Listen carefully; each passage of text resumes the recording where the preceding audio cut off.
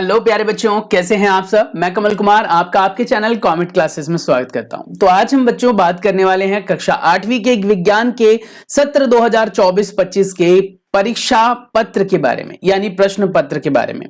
2025 में जो final examination आप लोगों का होने वाला है बेटा, वो आपका 80 नंबर का होगा और 3 घंटे का होगा।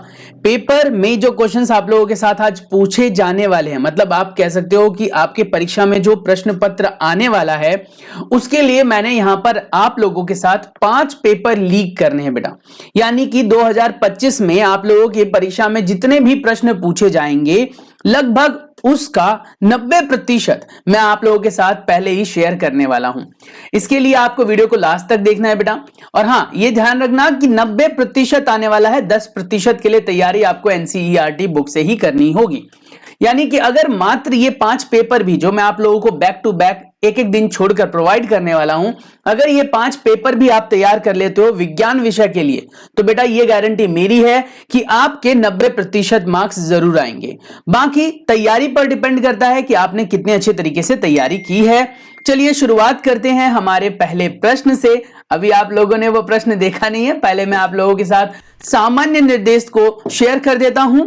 सामान्य निर्देश में अगर आप देखें बेटा, तो सबसे पहले आपको यह ध्यान रखना है कि कक्षा 8वीं का विज्ञान का जो पेपर है, ये पूरे सिलेबस से आने वाला है। इसमें आपको जो टाइम मिलने वाला है बेटा, वो 3 घंटे का मिलेगा, यानी 3 घंटे का पूरा समय मिलने वाला है आपको। अधिकतम अंक आपके जो है वो 80 अंक का होने वाला है।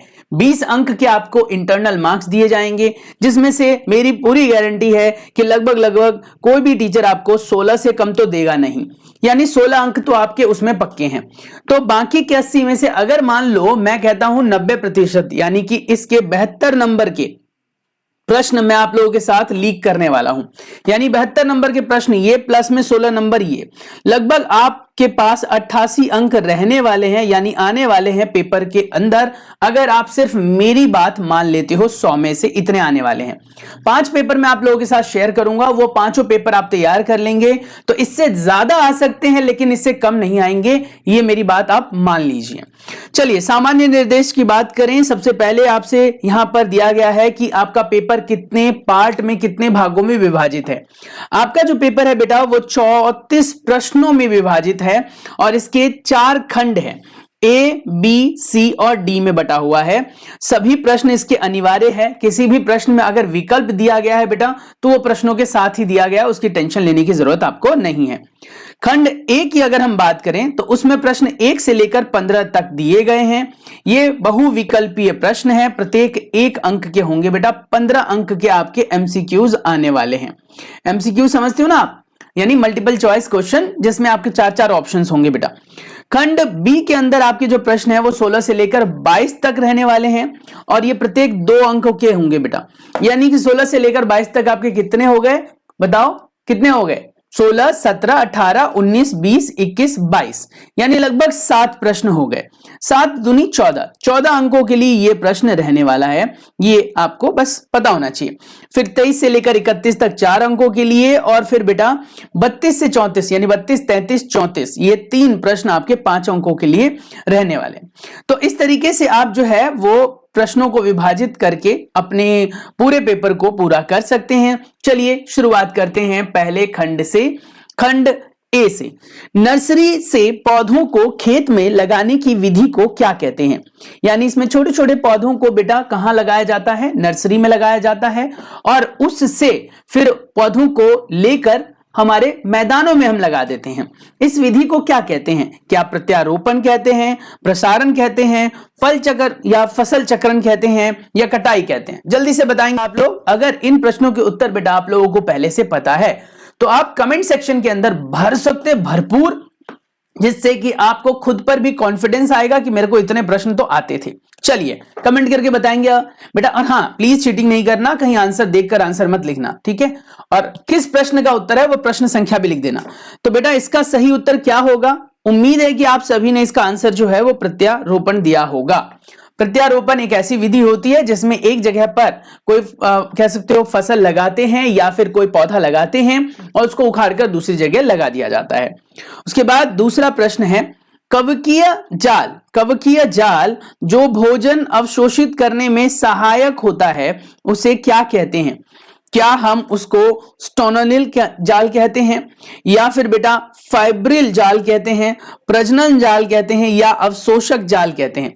नाम से पता लग रहा है बेटा ये किस चीज के लिए है, ये किस चीज के लिए है? अवशोषित करने के लिए। तो इसे हम क्या कहेंगे बेटा? अवशोषक जाल कहेंगे। क्या कहेंगे बेटा? अवशोषक जाल कहेंगे। याद रखना, अवशोषक जाल यानी एक ऐसा जाल जिसके जरिए अवशोषण किया जाता है, ठीक है। और इंग्लिश में इसे एब्जॉर्प्टिव हाइफे कहते हैं बेटा। क्या बोलते हैं? Absorptive hyphae. सर हमें क्या जरूरत है इंग्लिश जानने की? बेटा थोड़ा थोड़ा पता होना चाहिए। उसके बाद है अगला प्रश्न बेटा, कोक बनाने के लिए उपयोग होने वाले कोयले का प्रकार कौन सा है? बताइए कौन से प्रकार के कोयले का प्रयोग कोक बनाने के लिए किया जाता है? मैं आपको हिंट के तौर पर बता दूं बेटा, ये एक प्रकार का कोयला है जिसका प्रयोग हम सड़क बनाने के लिए भी करते हैं। चलिए मैंने आपको हिंट दे दिया है, ट्राई करो कौन सा आएगा, लिग्नाइट, बिटुमिनस, एंथ्रासाइट या फिर मैग्नेटाइट? जल्दी से बताएंगे कमेंट करके। यस, जल्दी से भर दो कमेंट सेक्शन को। क्या आएगा? लिग्नाइट, बिटुमिनस, एंथ्रासाइट या फिर मैग्नेटाइट सॉरी। बताओ बताओ बताओ, कमेंट करके बताओ। तो इसका सही उत्तर जो आप लोगों ने दिया होगा, उम्मीद है कि बिटुमिनस दिया होगा। बिटुमिनस जो है वो इसका सही आंसर होगा। दहन यानी कि ज्वलन की प्रक्रिया के दौरान तापमान बढ़ता है, क्योंकि तापमान क्यों बढ़ता है? बताओ तापमान क्यों बढ़ता है? क्या वायु का उपयोग नहीं होता इसलिए बढ़ता है? क्या वायु तेजी से उपयोग होता है इसलिए बढ़ता है? या प्रकाश उत्पन्न होता है या ऊष्मा उत्पन्न होती है? बताइए। तो इसका सही उत्तर क्या होगा? बताओ बताओ, प्रकाश उत्पन्न होता है या ऊष्मा उत्पन्न होती है? बताओ। इसमें दोनों के दोनों उत्तर में आएंगे बेटा, प्रकाश और ऊष्मा दोनों के दोनों उत्तर में आएंगे। तो आप इसके उत्तर में बेटा प्रकाश भी उत्पन्न होता है और ऊष्मा भी उत्पन्न होती है। अगर आपके टीचर कहते जी इसका एक ही उत्तर लिखना था आपको, आपने तो दो लिख दिए, तो आप बेटा फिर ऊष्मा पर ज्यादा बल देना, प्रकाश पर थोड़ा कम, ठीक है। कुछ ऐसी चीजें होती है जो प्रकाश नहीं देती है पर उसमें से फिर भी ऊष्मा निकलती है। उसके बाद है बेटा पांचवा प्रश्न, क्या कह रहा है? कह रहा है स्तंभ 1 को स्तंभ 2 से मिलाइए और सही विकल्प का चुनाव कीजिए। स्तंभ 1 में आप देखो क्या लिखा हुआ है। डोडो क्या था? डोडो हमने पढ़ा था बेटा, डोडो एक ऐसा अपने टाइप में जीव हुआ करता था जो अब विलुप्त हो चुका है। डोडो क्या हो चुका है बेटा? अब विलुप्त हो चुका है। तो डोडो के साथ हम विलुप्त डाल देंगे क्योंकि डोडो जो है वो अब विलुप्त हो चुका है। दूसरा क्या कह रहा है? दूसरा कह रहा है नीली वेल। नीली वेल क्या है बेटा? बताओ। संकटग्रस्त है या फिर कमजोर है या उड़ीसा का गहिर माथा अभ्यारण्य है? बताइए। ऑब्वियस सी बात है ये संकटग्रस्त है, यानी कि जो नीली वेल है, ब्लू वेल बेटा, इसके ऊपर खतरा बना हुआ है, कभी भी विलुप्त हो सकता है ये। उसके बाद अगला है चीता। चीता क्या है? बताओ चीता क्या है? चीता क्या है? चीता कमजोर है या फिर उड़ीसा का गहिर माथा अभ्यारण्य है? बताओ जल्दी से बताओ क्या है इसका उत्तर, क्या हो सकता है? चीता क्या है? चीता कमजोर है? बताओ बताओ जल्दी से, इसका ऑप्शन क्या होगा? यस, फिलहाल चीता कमजोर में डालेंगे हम, ठीक है। किस में डालेंगे बेटा? कमजोर में डालेंगे। समझ में आ गया यहां पर। उसके बाद अगला प्रश्न जो आपसे पूछ रहा है बेटा, वो क्या पूछ रहा है? ओलिव रीडले कछुआ क्या है? यस, ये यहां पर पाया जाता है, ठीक है। तो आप इसके उत्तर में ये चीज भर सकते हैं कि ये चौथे में आएगा। तो इस हिसाब से अगर आप देखें तो सब सामने सामने वाले ही उत्तर है लगभग लगभग। ए का 1, बी का 2, सी का 3, डी का 4, तो हमारा फर्स्ट ही आंसर हो जाएगा। यानी यहां पर मैं आपको प्रकार बता रहा हूं किसमें कलिका यानी बडिंग द्वारा प्रजनन होता है। बडिंग द्वारा प्रजनन किसमें होता है? तो हमने पढ़ा था बेटा कि विभिन्न प्रकार के प्रजनन की प्रक्रिया है। अमीबा में द्विविखंडन द्वारा होता है उसके बाद बेटा पैरामीशियम में अलग तरीके से होता है, बैक्टीरिया में अलग तरीके से होता है, हाइड्रा में बडिंग होता है, जिसमें हमने पढ़ा था कि एक नया छोटा सा अंकुर जैसा कुछ निकलता है, उभरता है और वो वृद्धि और विकास करके बेटा नया जीव बना लेता है। तो इसका उत्तर हाइड्रा हो जाएगा। महिलाओं में अंडाणु कितने दिनों के अंतराल पर बनता है? तो बेटा इसका उत्तर 28 दिन आ जाएगा, 28 दिन के अंतराल पर बनता है। प्रेशर कुकर में भोजन जल्दी पक जाता है, बताइए सही बात है गलत है? बिल्कुल सही बात है। अब किस वजह से होता है?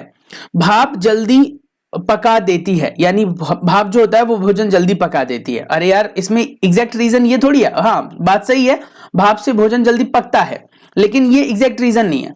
पानी कम तापमान पर उबलता है, नहीं। भाप बाहर नहीं निकलती है। कुछ कुछ उत्तर लोग ये भी दे सकते हैं क्योंकि उसमें ढका हुआ होता है तो भाप बाहर नहीं निकलती है, पर ऐसा नहीं होता। होता है क्या? दबाव बढ़ने से पानी का क्वथनांक बढ़ जाता है। समझ में आ रहा है? दबाव के बढ़ने से पानी का क्वथनांक बढ़ जाता है। समझ में आ रहा है? तो वही है, प्रेशर कुकर जो है वो गर्म हवाओं को भर लेती है और मॉइस्चर को भी भर लेती है, जिससे कि कुकर फैलने नहीं देता उसे, और मॉइस्चर जो इसके आसपास में होते बेटा वो हायर टेम्परेचर पर पहुंच जाता है। समझ में आ रहा है? और ये इस वजह से होता है क्योंकि प्रेशर ज्यादा होता है। नेक्स्ट आता है बेटा आपके पास क्या? भारी बारिश में पहेली को फिसलने से बचने के लिए किस सतह पर चलना चाहिए? पहेली नहीं बेटा, पहेली आएगा यहाँ पर। पहेली को बचने के लिए किस सतह पर चलना चाहिए? ईंट पर चलना चाहिए, बताइए, या फिर बताओ किस पर चलना चाहिए? ढीली मिट्टी पर चलना चाहिए, बजरी पर चलना चाहिए, या फिर बेटा पॉलिश किया हुआ संगमरमर पर चलना चाहिए? उसे बजरी पर चलना चाहिए क्योंकि ये सतह का क्षेत्रफल बढ़ा देता है बेटा, और क्षेत्रफल बढ़ने की वजह से जो घर्षण बल है वो बढ़ जाता है और उसकी वजह से चल पाते हैं हम अच्छे तरीके से। इसीलिए आपने देखा होगा गांव घरों में जहां पर बेटा कीचड़ ज्यादा होता है वहां पर लोग बजड़ियां बिछा देते हैं। मनुष्य की सुनने की ताकत कितनी है बेटा? इसका उत्तर आप लोगों को पता होना ही चाहिए। मनुष्य की सुनने की ताकत बेटा 20 हर्ट्ज से लेकर 20,000 हर्ट्ज तक होती है। इन उत्तर को नोट डाउन कर लेना। नमक के घोल का विद्युत अपघटन किसके कारण होता है? क्या इलेक्ट्रॉन के कारण होता है, ऑक्साइड्स के कारण होता है, आयन के कारण होता है, या अम्ल के कारण होता है? तो बेटा इसमें आयन आंसर आएगा। प्राकृतिक आपदाओं की भविष्यवाणी क्यों नहीं की जा सकती? क्योंकि ये अचानक होते हैं बेटा, इसलिए नहीं की जा सकती। ये लंबे समय तक चलती है, ये गलत जवाब है। इनका कोई संकेत नहीं मिलता, गलत जवाब है। ये दुर्लभ होती हैं, ये भी गलत जवाब है। ये अचानक से हो जाता है, बूम, बस।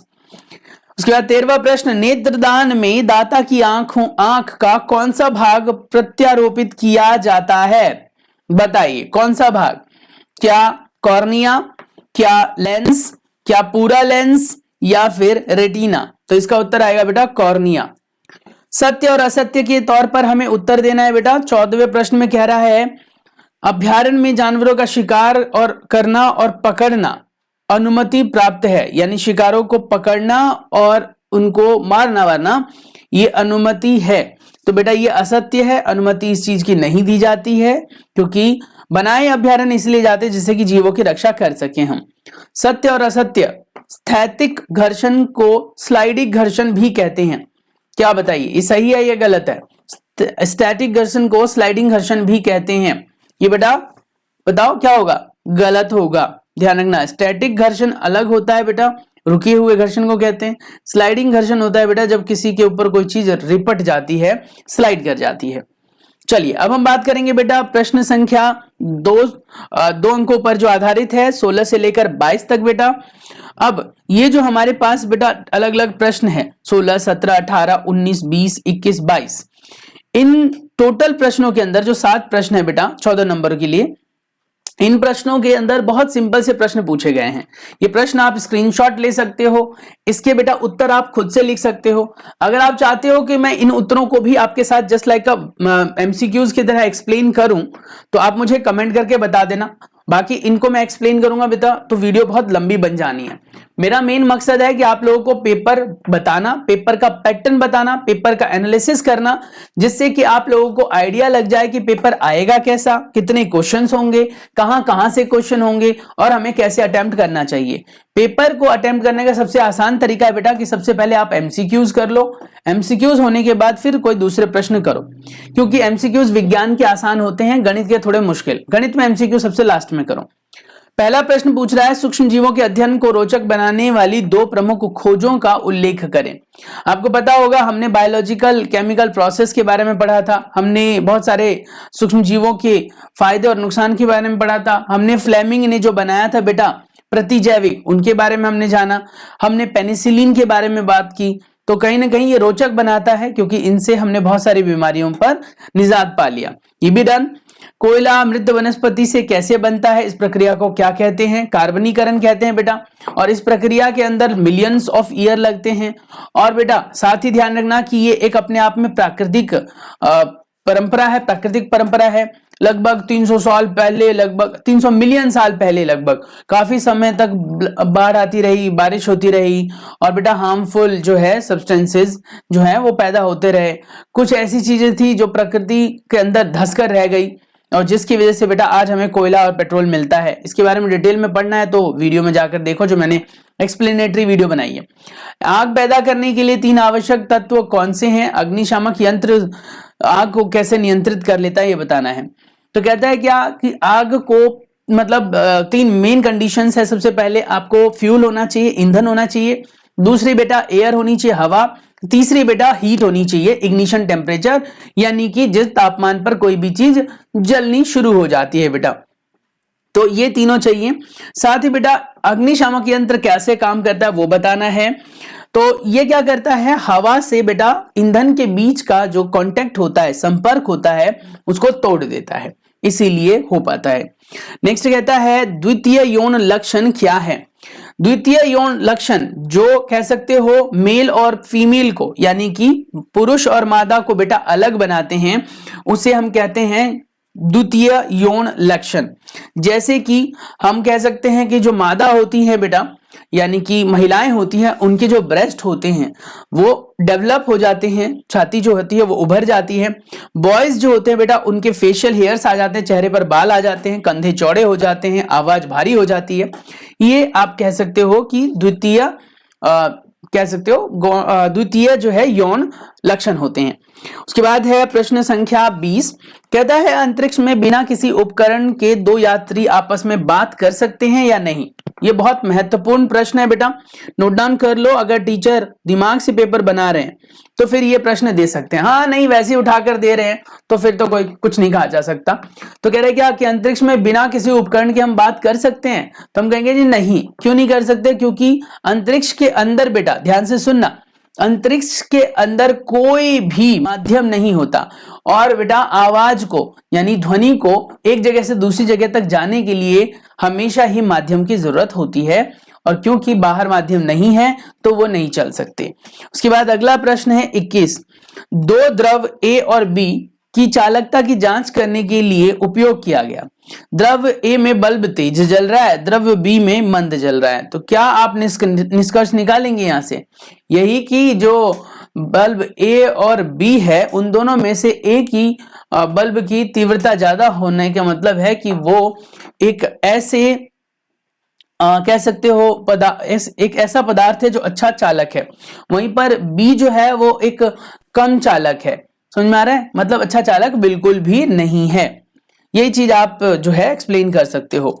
परावर्तन के 2 नियम हमने पढ़े थे बेटा। परावर्तन के 2 नियमों में हमने पढ़ा था। पहला नियम होता है कि जो आपतित किरण है, परावर्तित किरण है और बेटा लंब जो है, वो तीनों के तीनों एक ही तल पर होते हैं, एक ही बिंदु पर होते हैं। उसके बाद अगला प्रश्न है प्रश्न संख्या 22। वो क्या कह रहा है? सॉरी, इसका दूसरा नियम भी लिख लेना। इस लॉ के हिसाब से जो एंगल आई बराबर होता है बेटा एंगल आर के।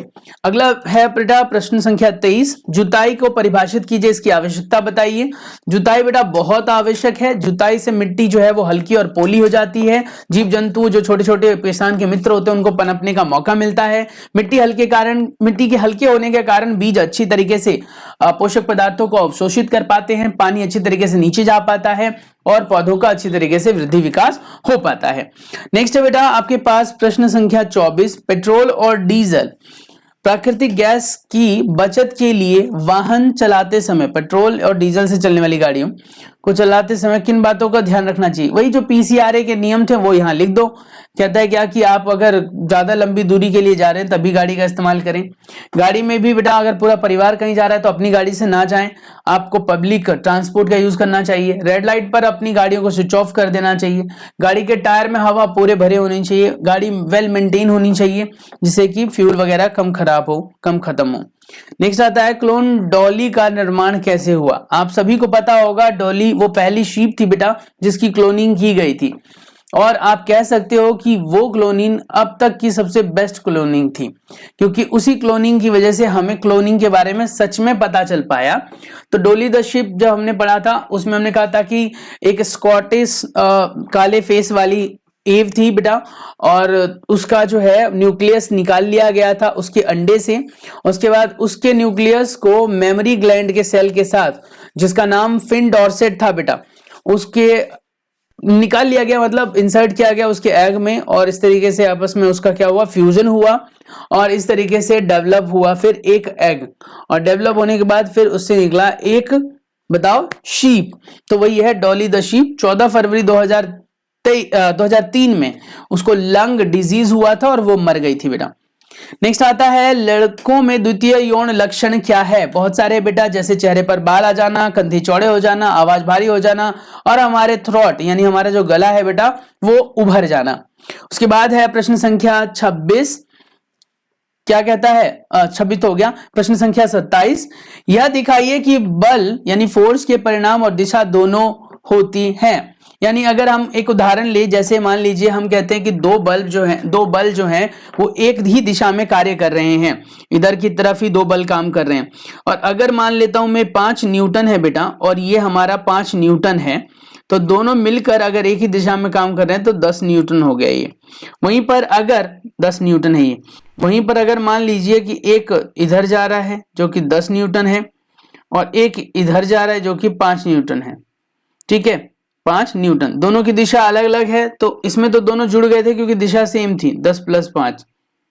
इसमें आप क्या करोगे, घटा लोगे बेटा, तो हो जाएगा 10 - 5, कितना आ गया, 5 आ गया, तो 5 न्यूटन। तो इस तरीके से आप इसको एक्सप्लेन कर सकते हो। यदि एक बर्तन में हवा पूरी तरह से निकाल दी जाए तो अलार्म की आवाज पर इसका क्या प्रभाव पड़ेगा? कोई प्रभाव नहीं पड़ेगा, क्योंकि इसके सारी हवा जब निकल गई है तो उसके अंदर कोई भी माध्यम नहीं है, और माध्यम के अभाव में बेटा कभी भी ध्यान रखना ध्वनि नहीं चलती है।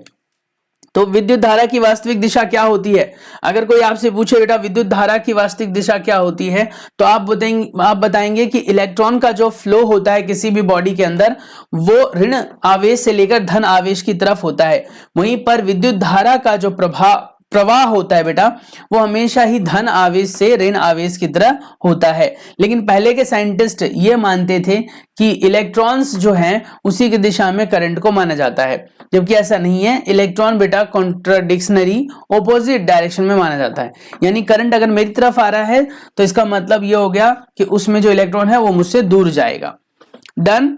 उसके बाद कह रहा है यदि इमारत के निर्माण में अच्छी चालक सामग्री का उपयोग किया गया हो तो क्या उस पर बिजली गिर सकती है? यदि इमारत के निर्माण में अच्छी चालक सामग्री का प्रयोग हो, बिल्कुल। क्या उससे उसमें बिजली की छड़ लगाना आवश्यक होगा? बिल्कुल, बहुत जरूरी होगा। बिजली के छड़ से इलेक्ट्रोस्टैटिकल शील्डिंग हो जाती है बेटा। जो बिजली आपके घर पर गिरने वाली थी वो छड़ पर गिरेगी, और वो छड़ उसको ले जाएगा कहां पर बेटा, जमीन के अंदर, और जिससे कि क्या होगा बेटा, हमारे घर बच जाएंगे। ये वही कहना चाह रहा है कि ऐसा केस आप यहाँ पर खुद भी बनाकर लिख सकते हो। नेक्स्ट आता है डी पार्ट में प्रत्येक प्रश्न 5 अंकों के लिए है बेटा। कहता है अलैंगिक जनन क्या है?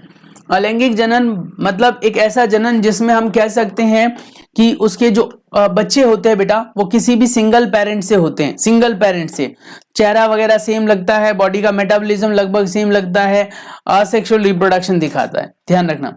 उसके बाद क्या हुआ, उसके बाद ये आ गया इसके विभिन्न प्रकार कौन से? लैंगिक जनन के विभिन्न प्रकार में बेटा 5 नंबर का प्रश्न है तो 5 नंबर के हिसाब से दोगे। बटिंग बता दोगे जो कि हाइड्रा में होता है। इसमें मुकुल बाहर आते हैं, मुकुलन कहते हैं इसे, मुकुल बाहर आते हैं, वो विकसित होकर वो अपने पेरेंट पार्ट से हट जाते हैं।